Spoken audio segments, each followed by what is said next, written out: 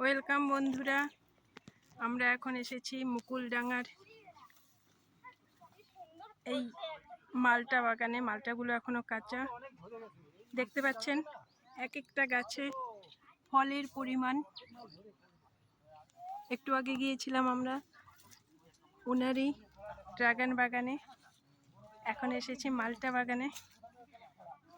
কিছুদিন পরে মালটাগুলো পেকে যাবে। হিউজ পরিমাণে মালটা হয়েছে, দেখতেই পাচ্ছেন আপনারা। দেখুন,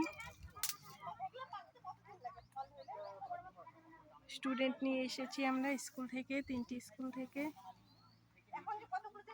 প্রচুর পরিমাণে হয়েছে, ভাবতে পারবেন না এক একটা গাছে কি পরিমাণে মালটা হয়েছে।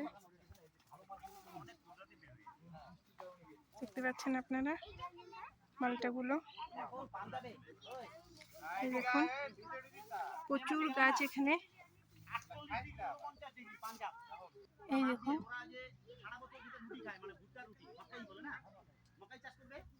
আর হচ্ছে বাকি যত ধানের জমি ছিল ওদের সবগুলোকে ওরা কনভার্ট করে দিয়েছে কি আপেল গার্ডেনিং, আপেল পিস্তা এগুলা করতেছে। এবারে পিস্তা মানে যে আমার থাকে না, এই দেখুন আপেলের গুলা